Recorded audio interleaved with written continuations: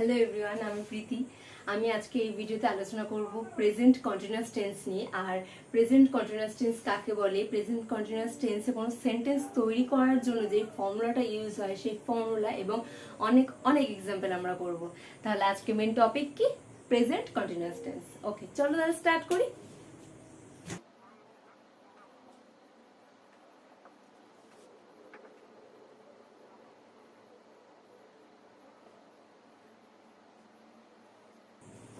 Present continuous tense. এবার present continuous টেন্সটা কাকে বলে? তাহলে প্রেজেন্ট কন্টিনিউয়াস টেন্স বলতে কি বুঝি? বর্তমানে যেই কাজটা চলছে। প্রেজেন্ট মানে কি? বর্তমান, বর্তমানকাল। এবং কন্টিনিউয়াস টেন্স মানে যে কাজটা চলছে, এখনো যে কাজটা শেষ হয়নি, ঘটে যাচ্ছে, সেই কাজগুলো কিন্তু প্রেজেন্ট কন্টিনিউয়াস টেন্সের মধ্যেই পড়বে। তাহলে লিখি কাকে বলে। যে সমস্ত কাজগুলি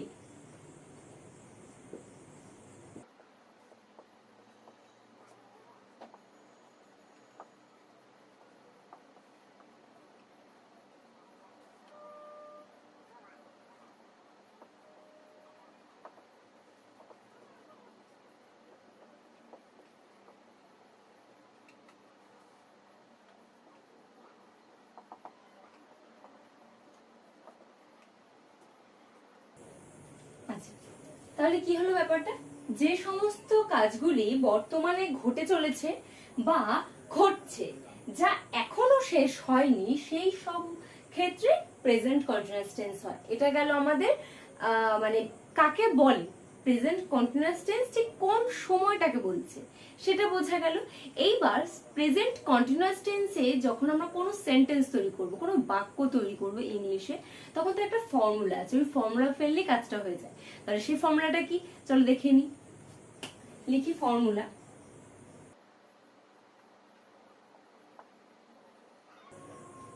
আচ্ছা, ফর্মুলাটা কি? সবার আগে একটা সাবজেক্ট বসবে। কি বসবে? একটা সাবজেক্ট বসবে, সাবজেক্ট। তারপর বসবে এম, ইজ, আর। এই তিনটে বিভার্বের মধ্যে যে কোনো একটি। এইগুলো কিন্তু বিভার্ব। তাহলে কি বললাম? প্রথমে সাবজেক্ট, তারপর এম, ইজ, আর, এই তিনটের মধ্যে যে কোনো একটি। তারপরে তারপরে যে ভার্বটা ইউজ হবে, মেন ভার্ব যেটা, সেই ভার্বের সাথে কিন্তু আইএনজি যুক্ত হবে। এটা আমাদের সবসময় মাথায় রাখতে হবে যে কন্টিনিউয়াস টেন্সের ক্ষেত্রে, সে যেখানে থাকুক না কেন, কন্টিনিউয়াস টেন্সের ক্ষেত্রে সবসময় ভার্বের সাথে আইএনজি কিন্তু যুক্ত হয়। আচ্ছা, তাহলে সাবজেক্ট, তারপর এম, ইজ, আর, তারপর ভার্বের সাথে আইএনজি যুক্ত হবে। আচ্ছা, VERB লিখলাম, এর সাথে এখানে আইএনজি লিখলাম নিচে। ঠিক আছে, সাবজেক্ট, এম, ইজ, আর, এই তিনটের মধ্যে যে কোনো একটি বসবে সাবজেক্টের পরে, এবং তারপরে যে মেন ভার্বটা বসবে, ভার্বের সাথে কিন্তু আইএনজি যুক্ত হবে। তারপর অবজেক্ট।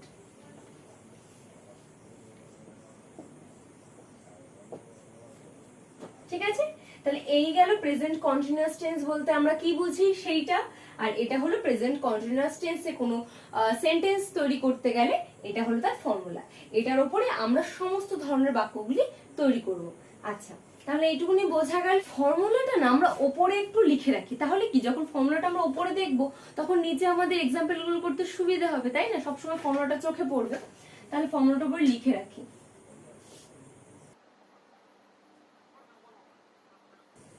ফর্মুলাটা কি ছিল? সাবজেক্ট, আমি এস লিখলাম। এস মানে কি? এস মানে হচ্ছে সাবজেক্ট, আমি শর্টে লিখলাম এস, কারণ এইটুকুর মধ্যে জায়গা ধরবে না তাই জন্য। আচ্ছা, প্রথমে এস মানে সাবজেক্ট, তারপর কি বসবে? এম, ইজ, আর। আচ্ছা, তারপর কি? এম, ইজ, আর, এই তিনটে বিভাগের মধ্যে যে কোনো একটি বসবে, তাই তো? তারপর কি বসবে? ভার্বের সাথে আইএনজি লিখি, প্লাস ভি লিখে নিচে আইএনজি লিখলাম। তার মানে ভার্বের সাথে আইএনজি, তারপর অবজেক্ট, ফুল স্টপ।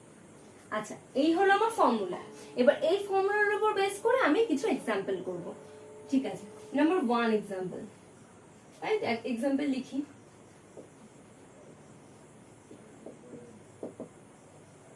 আচ্ছা, নাম্বার 1 এক্সাম্পলটা কি দিই? আচ্ছা, বারবার বলছি এটা কিন্তু প্রেজেন্ট কন্টিনিউয়াস টেন্স, তার মানে কি যে কাজটা বর্তমানে এখনো ঘটে চলছে, তাই না? যে কাজটা এখনো শেষ হয়নি, এখনো ঘটছে কাজটা, তাই না? এমন কিছু একটা দিই এক্সাম্পল। যদি আমি বলি আমি খাচ্ছি, আমি গান গাইছি, আমি নাচছি, আমি হাঁটছি, তার মানে কি কাজটা করছি, এখনো কাজটা শেষ হয়নি, তাই তো? তাহলে এই ধরনের কাজগুলো কিন্তু প্রেজেন্ট কন্টিনিউয়াস টেন্সের মধ্যেই পড়বে। তাহলে নাম্বার 1 লিখি, একটা প্রথমে ছোটখাটো দিয়ে স্টার্ট করি। তাহলে যদি আমি বলি আমি খাচ্ছি,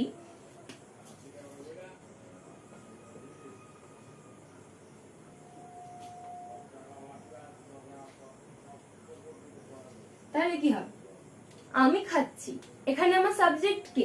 আমি, আমাকে নিয়ে আলোচনা হচ্ছে, তাহলে আমি কি এখানে? আমি হলাম সাবজেক্ট, তাহলে এটা কি? সাবজেক্ট। আর খাচ্ছিটা কি? ভার্ব। এখানে কিন্তু আদারওয়াইজ কোনো অবজেক্ট নেই, তাই তো?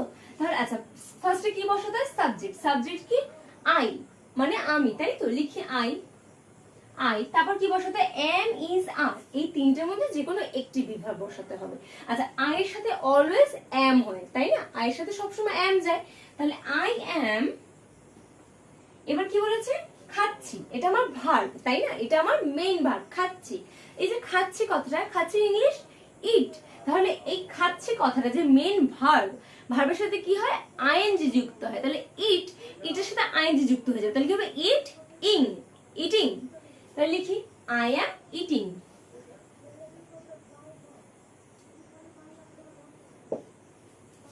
মানে আমি খাচ্ছি। ওকে, তাহলে একদম ছোট একটা এক্সাম্পল দিলাম সবার ফার্স্টে। এবার সেকেন্ড এক্সাম্পলে যাই। এবার আমি দেব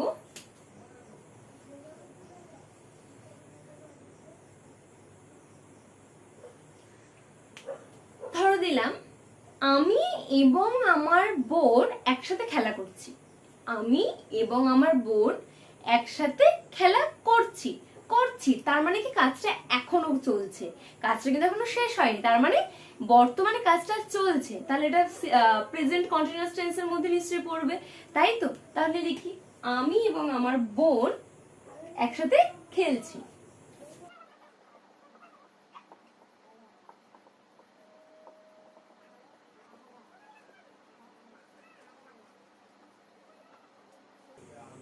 তাহলে কি হবে? এখানে সাবজেক্টকে কাকে নিয়ে আলোচনা হচ্ছে? আমি এবং আমার বোন একসাথে খেলছি, তাহলে সাবজেক্টটা কি? আমি এবং আমার বোন, তাই তো? তাহলে লিখি সাবজেক্ট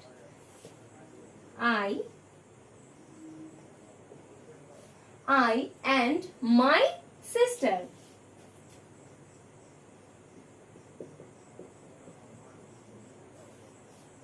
আমি এবং আমার বোন, I and my sister কি? খেলছি। কি হয়? সাবজেক্টের পর কি? am, is, are, যে কোনো একটি বসবে। আচ্ছা, এখানে কজন আছে? I and my sister, আমি আমার কথা বলছি এবং আমার সাথে আমি আমার বোনের কথাও বলছি। আমরা কিন্তু একজন নেই, আমরা দুজন আছি। তাহলে এখানে কি হবে? আর am তো হবে না, কারণ am সবসময় I এর পরেই বসে, তাই না? I এর সাথেই অলওয়েজ am হয়। is কখন হয়? যখন সিঙ্গুলার নাউনের কথা বলা থাকবে। ফার্স্টে যদি সাবজেক্টটা সিঙ্গুলার নাউন থাকে তবে এরপরে ইজ হয়, তাই না? আর সিঙ্গুলার নাউন তো কখনো ইজটা তো কখনো প্লুরাল নাউনের সাথে হয় না, প্লুরাল নাউনের সাথে সবসময় আর কথাটা হয়, তাই না? আর ভার্বটা বসে, তাহলে এটা তো অবশ্যই plural. I and my sister, তার মানে কি আমি এবং আমার বোন দুজন আছি, তাই না? অবশ্যই এটা প্লুরাল নাম্বার, তাহলে প্লুরাল নাম্বার সবসময় কি আর হয়, তাহলে আই অ্যান্ড মাই সিস্টার আর। এবার কি বসবে? ভার্বের সাথে আইএনজি। ভার্ব কোনটা? খেলছি, খেলছিটা ভার্ব, তাহলে খেলা ইংরেজি কি? প্লে। প্লের সাথে কি যুক্ত হবে? ভার্বের সাথে আইএনজি, তার মানে প্লের সাথে কি হবে? আইএনজি যুক্ত হবে, তাহলে প্লে ইং কি হবে? প্লেইং। হ্যাঁ, তাহলে কি হলো? I and my sister are playing, খেলছে একসাথে, তাই তো? I and my sister are playing together.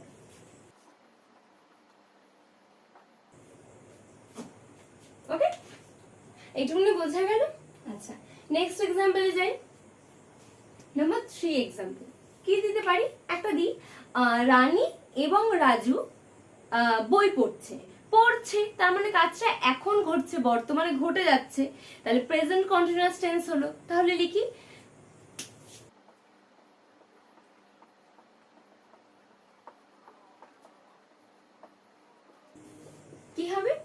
Subject কি রানী অ্যান্ড রাজু, এটা আমার সাবজেক্ট, কারণ রানী এবং রাজুর কথা আলোচনা হচ্ছে বাক্যে, তাহলে রানী এবং রাজুটা কি আমার সাবজেক্ট।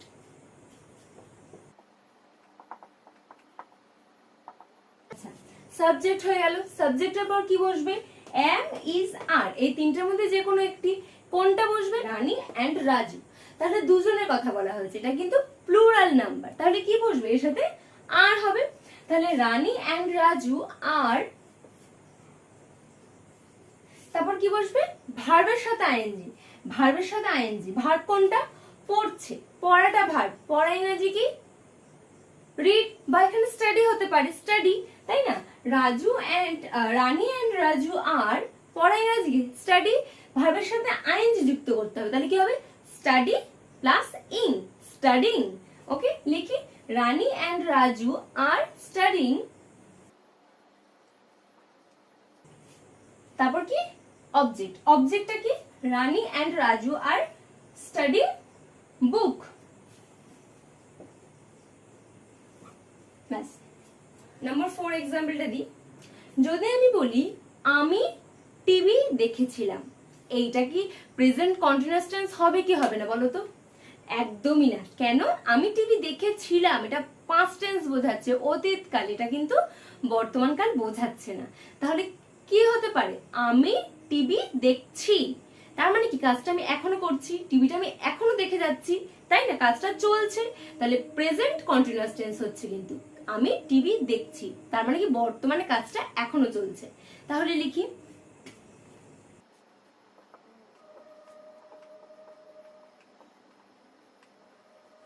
আমি টিভি দেখছি, তাহলে কি লিখতে পারি, আই, সাবজেক্ট কি আমি, তার মানে কি আই, আই, আয়ের সাথে কি বসবে, এম ইজ আর, তিনটার মধ্যে অবশ্যই এম বসবে, কারণ আয়ের সাথে সবসময় এম হয়, আই এম। তারপর কি মেইন ভার্ব কোনটা, আমি দেখছি, তাই না, দেখছিটা আমার মেইন ভার্ব, ভার্বের সাথে কি হবে, আইএনজি যুক্ত হবে, দেখছি ইংরেজি ওয়াচ, আর তার সাথে আইএনজি যুক্ত হয়ে যাবে, ওয়াচ প্লাস আইএনজি কি হবে, ওয়াচিং। তাহলে I am watching, watching what, TV. Okay, I am watching TV, আমি টিভি দেখছি। হলো নাম্বার 4 এক্সাম্পলটাও হলো। এবার নাম্বার 5 এ যাচ্ছি। এইবার একটু বড় একটা এক্সাম্পল দিই। ধরো বললাম আমার বাবা, তাই না, ধরো বললাম আমার বাবা আমার শিক্ষকের সাথে কথা বলছেন, আমার বাবা আমার শিক্ষকের সাথে কথা বলছেন, তার মানে কি কাজটা এখন ঘটছে, কাজটা বর্তমানে ঘটে যাচ্ছে, এখনো কথা বলা শেষ হয়নি, তাই তো। তাহলে এটা কিন্তু প্রেজেন্ট কন্টিনিউয়াস টেন্সে অবশ্যই হবে। লিখি,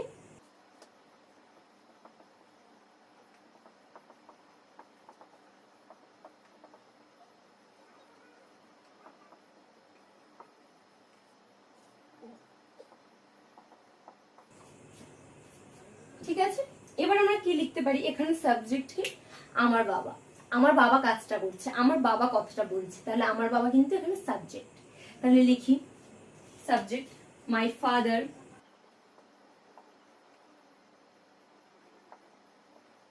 ওকে, মাই ফাদার আমার বাবা, কি হবে তারপর সাবজেক্টের পরে এম ইজ আর, আমার বাবা তো একটি, একজনকে বোঝানো হচ্ছে, তাহলে কি হবে, এম ইজ না আর, এম তো হবে না, কারণ এম সবসময় আয়ের সাথে হয়, আর কেন হবে না, কারণ আর সবসময় প্লুরাল নাম্বারের ক্ষেত্রে, যখন অনেকগুলো ব্যক্তি অনেকগুলো বস্তু এমন কিছু বোঝানো হবে, এখানে তো আমার বাবা একজনকে বোঝানো হচ্ছে, তাহলে কি হবে, ইজ হবে। তাহলে মাই ফাদার ইজ, তারপর কি ভার্বের সাথে আইএনজি, ভার্বটা কোনটা, কথা বলছেন, তাই না, কথা বলছেনটা কি ভার্ব, ক্রিয়া, তাই না, কাজ হচ্ছে, তাহলে ভার্বের সাথে কি যুক্ত হবে, আইএনজি যুক্ত হবে, কথা বলা ইংরেজি কি টক, তাই না, তাহলে কি হবে, টক প্লাস আইএনজি কি হবে, talking. Yes, my father is talking,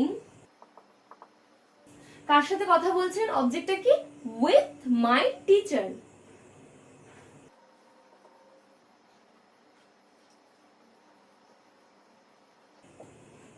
ঠিক আছে, মাই father is talking with my teacher, এটা কিন্তু প্রেজেন্ট কন্টিনিউয়াস টেন্সেই, ঠিক আছে।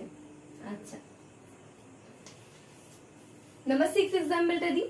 আচ্ছা, একটা এক্সাম্পল দিই, আমি আমার পরিবারের সাথে মেলায় যাচ্ছি।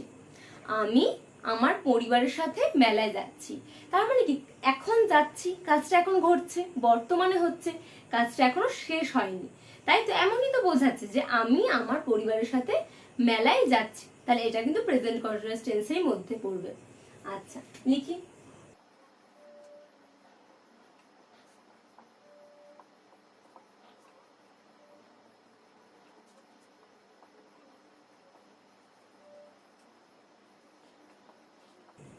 ঠিক আছে, এবার লিখি। সাবজেক্ট কি? আমি যাচ্ছি, আমি আমার পরিবারের সাথে মেলায় যাচ্ছি। এখানে সাবজেক্ট আমি, আমি ইংলিশ আই, আইয়ের সাথে কি হবে? Always M, I M. যাচ্ছি ইংরাজি কি? গো।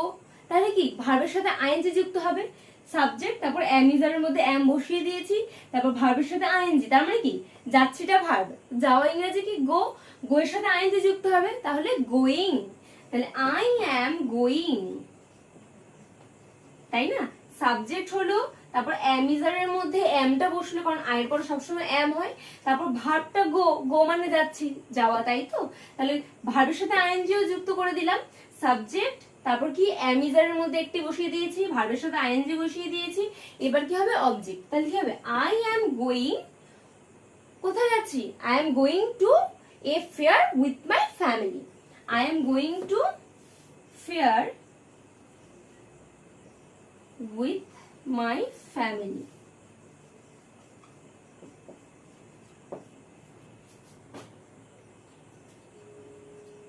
ওকে, ঠিক আছে। আচ্ছা, এবার নাম্বার 7 এক্সাম্পলে যাব। এবার একটা ছোট্ট একটা এক্সাম্পল দিই। যদি বলি সে আমায় ডাকছে, তার মানেটা কি? সে আমাকে এখনো ডেকে যাচ্ছে, মানে কাজটা এখনো কন্টিনিউ আছে, কাজটা এখনো চলছে, তার এখনো ডাকা আমাকে শেষ হয়নি, মানে সে আমাকে ডাকছে, মানে কাজটা এখনো চলছে, তার মানে এটা continuous tense, present continuous tense, তাই না? তাহলে সে আমাকে ডাকছে, লিখি।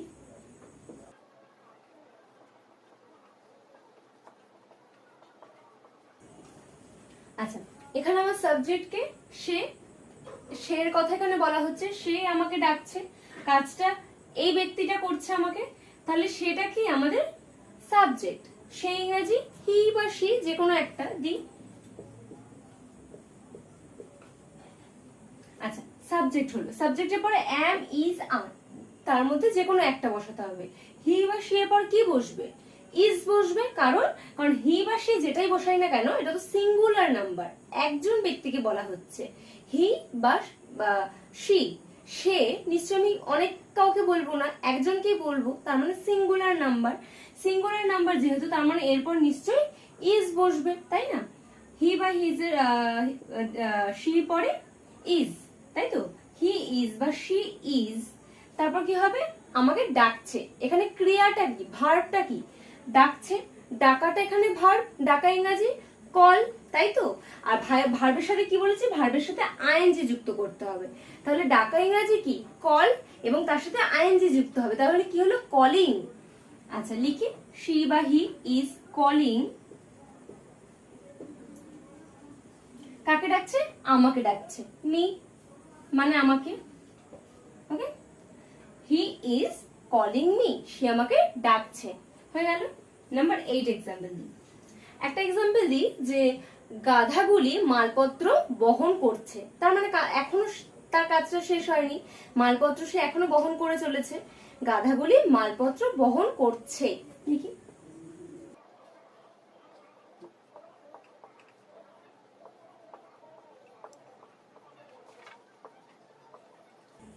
কি হবে? এখানে সাবজেক্টকে গাধাগুলি, গাধাগুলির সম্পর্কে আলোচনা করা হচ্ছে, তাহলে এটা আমাদের সাবজেক্ট। গাধাগুলি ইংরেজি কি? ডাঙ্কিজ, লিখি। ডাঙ্কিজ মানে গাধাগুলি, এরপর কি বসবে? এম ইজ আর, এই তিনটার মধ্যে যে কোনো একটি।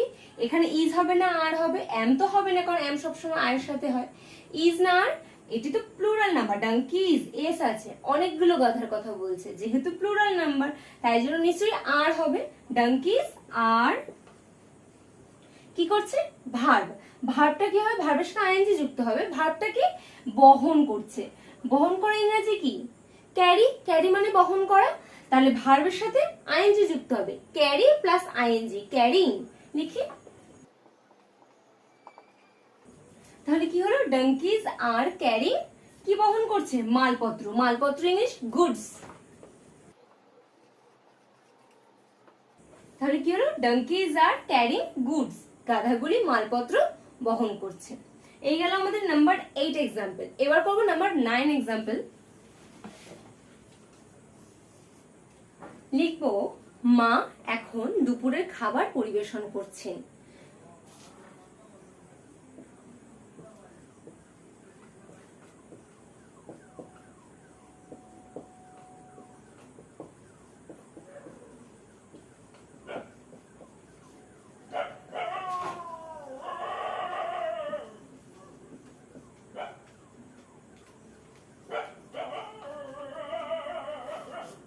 দেখি এইবার কি হবে, এখানে সাবজেক্টটাকে, কাজটা কে করছে, মা, মাকে নিয়ে আলোচনা হচ্ছে।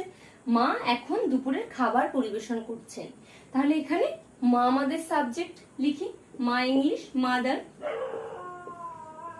সাবজেক্ট হলো, সাবজেক্টের পর কি বসে, এম ইজ আর এর মধ্যে কোনটা বসবে, মাদার ইজ, মা তো একজন, সিঙ্গুলার নাম্বার, একজনকে বোঝানো হচ্ছে, তাহলে ইজ, মাদার ইজ। তারপরে ভার্বের সাথে আইএনজি, ভার্ব কোনটা, পরিবেশন করছেন, এটা আমাদের ভার্ব। পরিবেশন করা ইংরেজি সার্ভ, ভার্বের সাথে আইএনজি, সার্ভ প্লাস আইএনজি কি হবে, সার্ভিং লিখি। মাদার ইজ সার্ভিং, মা পরিবেশন করছেন, কি পরিবেশন করছেন, দুপুরের খাবার এখন, তাই না, দুপুরের খাবার ইংরেজি lunch.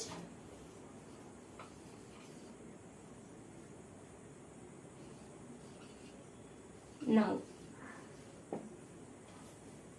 Mother is serving lunch now, মা এখন দুপুরে খাবার পরিবেশন করছেন।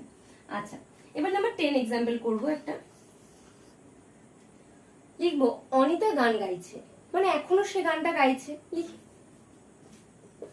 এখানে সাবজেক্টকে অনিতা, অনিতাকে নিয়ে যেহেতু আলোচনা হচ্ছে, অনিতা লিখি,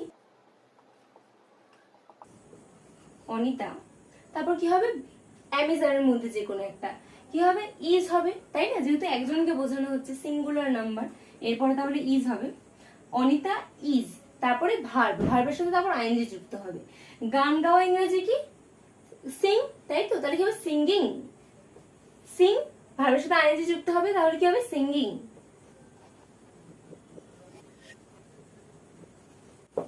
অনিতা ইজ সিঙ্গিং, অনিতা গান গাইছে, এতটাই।